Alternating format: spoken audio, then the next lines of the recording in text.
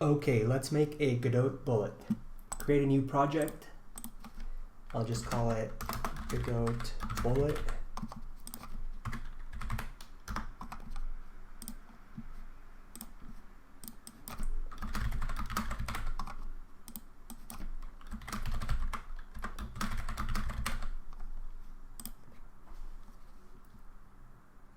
Alright, so our high-level plan is we're just gonna launch a RigidBody and let the Godot physics system handle everything.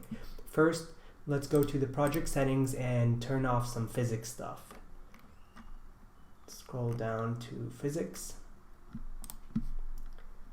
Okay, so make the default gravity 0 and also the default linear damp and angular damp 0. Okay. Now we're basically going to create a new scene, which we did already over here. For your root, add a rigid body.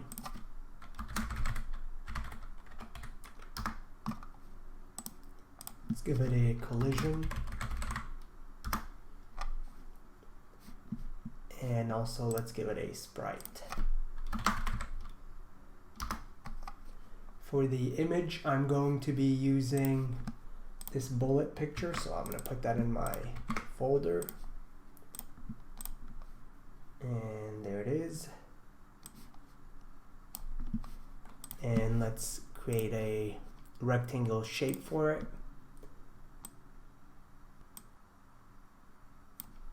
There we go. Okay, let's save this as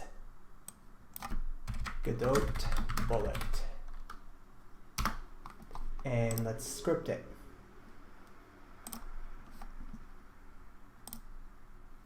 Godot bullet.c#.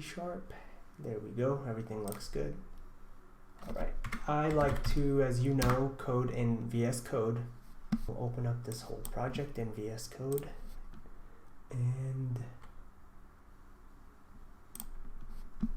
okay, let's clean up this file.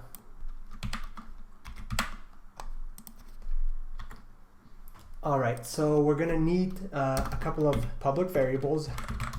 Let's create a variable called max distance. This is how far the bullet travels before freeing itself, and that'll be float. By default, we'll have it 600. And then also how much impulse to apply to the bullet. The more the impulse, the faster the bullet travels. So I'll just call it impulse equals, we'll do by default 1200. And then we also need a variable specifying how long the bullet's going to live for before it gets destroyed. So we'll just call this life. And we'll make it 1 second by default. Okay, but these are all public, so they can be changed by the client. Alright, now we don't want to do anything in the ready, so we don't even need that. But we'll give it a method that basically shoots the bullet. So we'll call it launch bullet. Doesn't return anything, doesn't take anything. This will make the bullet go. So we're going to apply central impulse. Oops. And here we're going to specify the impulse that we're going to apply. So we want to apply an impulse going in the same direction that the bullet is facing. So to get that, we're going to go to the transform and get the x-axis. We're going to normalize it. I believe it's already normalized, but just in case. And then I'm going to multiply that by how much impulse that we specified. Okay. Now we're going to attach a timer so the bullet only lives for the specified life. So we're going to create a timer variable, private. I'm just going to call it timer.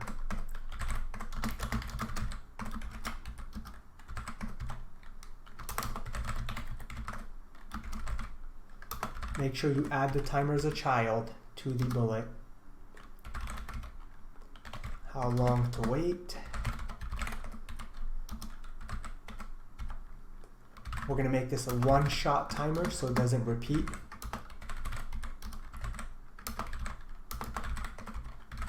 And we're going to connect to the timeout signal. And we're going to on time to die, I guess.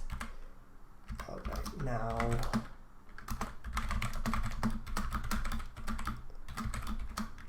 when it's time for the bullet to die, we're just gonna free it. Okay, let's double check this. Let's start the timer. And let's also have it after the bullet moves. Every physics process, we want to check how far the bullet has traveled, and if it has moved enough, then we want to delete it.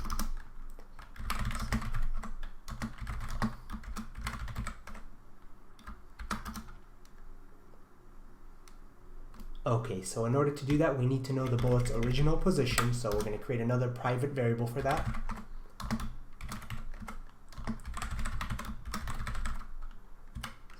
And we're going to initialize that in the launch.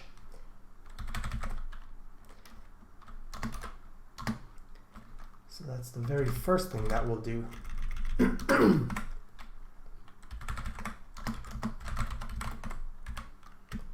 And then in the physics process, we're going to see if it traveled enough. The distance traveled will be the current position, and the distance to the original position. If the distance traveled is greater than max distance, then we're going to free it. There we go. So, couple things to note. The bullet has a max distance. It will be deleted after it travels farther than that. And also it has a time limit. So the bullet will be deleted after a certain number of time. This gives it a nice little fading effect when it bounces off things. You'll see what I mean. So let's go ahead and test this out real quick. All right, so now what I will do is I will create basically a test scene. So we'll do scene, new scene. Let's just save the scene. Oh, a root is required. All right, so we're just going to create a 2D node. Save the scene, and I'm just going to call this test. And let's add a script to this. Everything looks good. And let's open it up with Visual Studio Code. So test. Let's clean it up. We don't need any of these functions here. So what we want in the test scene is every time that we click, we're going to spawn a bullet. So let me do that, and then I'll explain the code. Okay, so what I've done in our test is I basically, whenever you click somewhere, I spawn a bullet, and then I set the position of the bullet to wherever you clicked, and I give the bullet a 50-degree rotation so that it's kind of going sideways. I add it to the test scene, and then I launch the bullet. Let's go see what that does. So we're going to run our test scene. There you go. You can see the bullet. Let's make sure it disappears. You notice it disappears when it goes long enough. And that's it. That's all for the bullet. Now, what I'll do, if you want to watch this part, it's optional, but I'll put a little brick wall, and you can see the bullet bouncing and disappearing.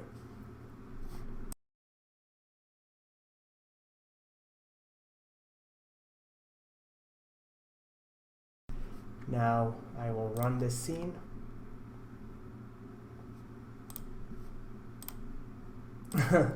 There you go. See?